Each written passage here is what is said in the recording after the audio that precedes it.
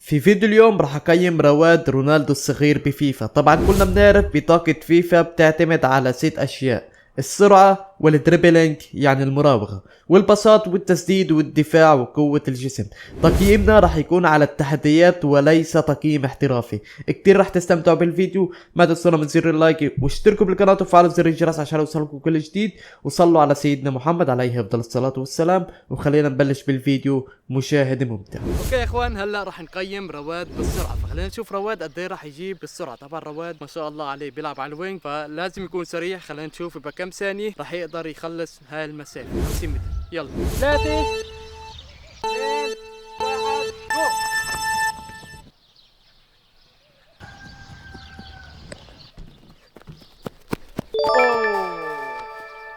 جو. اوكي 6 ثواني و71 جزء من الثانية. انا اسرع منك؟ لا في شيء غلط. هو لانه بعده مش محمد. هي بالمونتاج راح تبين اكثر، فانا راح اعطي رواد لاني بعرفه. غير هون راح اعطيك 78 يا رواد. 78 يا اخوان بالسرعة كثير ممتاز. طبعا رواد اسرع من هيك بس هو بعده مش محمي والدنيا الصبح وضوء الفايق، ف 78 بالسرعة ممتاز. خلينا هلا نروح نقيم رواد بالدريبلينج. خلينا نشوف قد ايه راح يجيب. يلا اوكي يا اخوان، التقييم الثاني لرواد راح يكون تقييم الدريبلينج. فخلينا نشوف بكم ثانية راح يقدر يخلص هاي الطرابيش اللي عم بتشوفوها. فخلينا نشوف رواد قد ايه راح ياخذ بالدريبلينج اليوم. خلينا نبلش. ليتس جو. يلا 3 2 1 جو. حلو حلو افتل.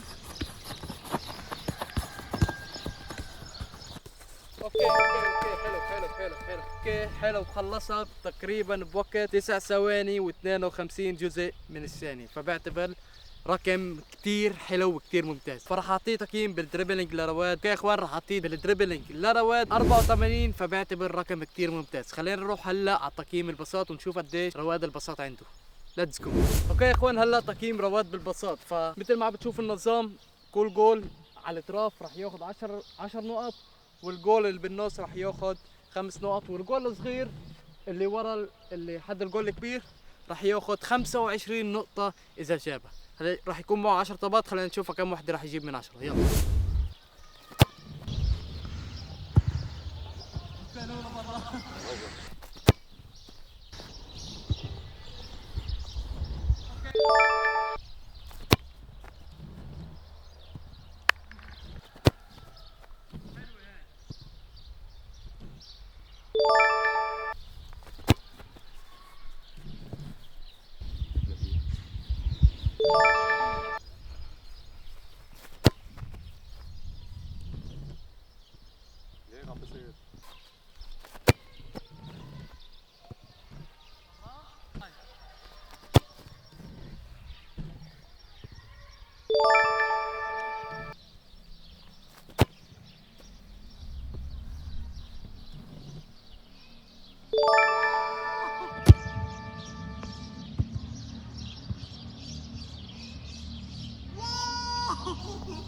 يا ساتر.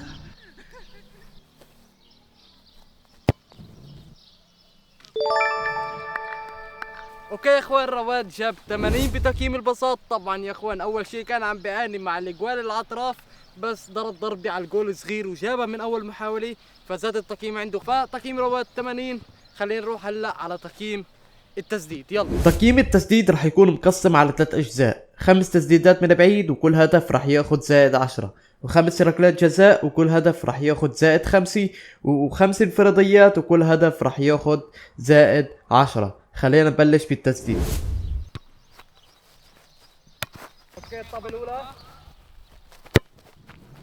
اوكي الاولى برا.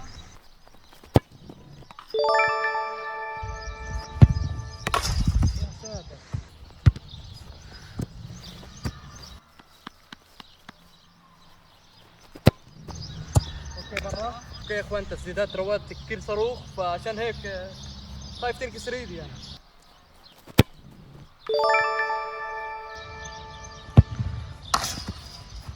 حارس من باب الشاذي منورين والله.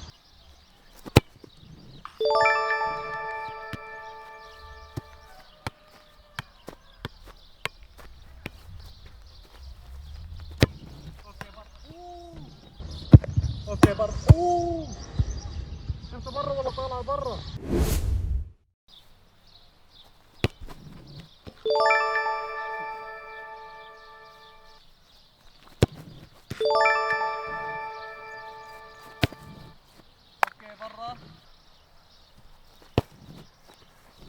الثالثة برا.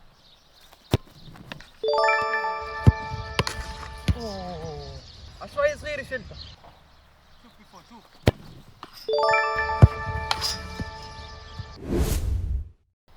يلا.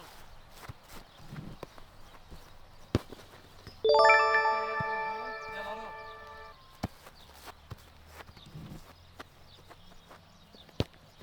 يلا روح.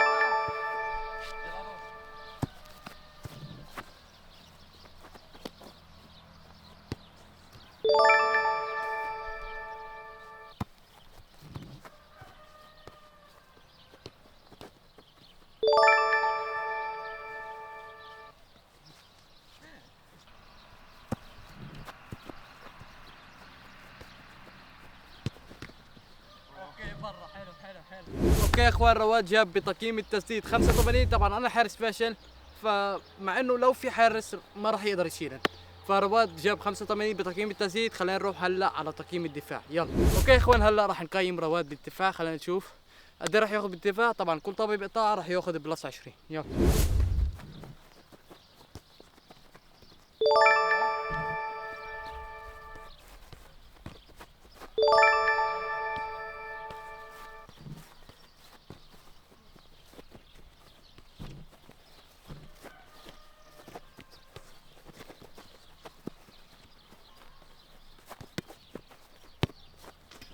اوكي.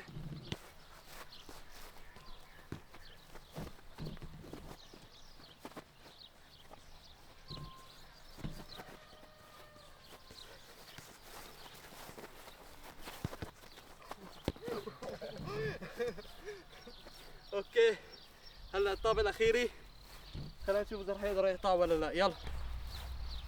حلو. زي الفيديوهات. رواد جاب 60 بتقييم الدفاع. خلينا نروح هلا على تقييم الفيزيكال، يلا. اوكي يا اخوان، هلا تقييم رواد بالفيزيكال. طبعا قد ايه نعطيه رواد بالفيزيكال؟ نعطيه قد ايه؟ 30 منيح. اوكي يا اخوان، راح نعطيه بالفيزيكال 30. طبعا انا كنت عامل تحدي على الفيزيكال، بس ما راح نلحق لانه البطاريه راح تطفي. فرواد راح ياكل شو راح ياكل؟ رواد رواد تقييمه 30، وهذا تقييمه النهائي بطاقه فيفا. فبتمنى الفيديو كان اعجابكم. السلام عليكم.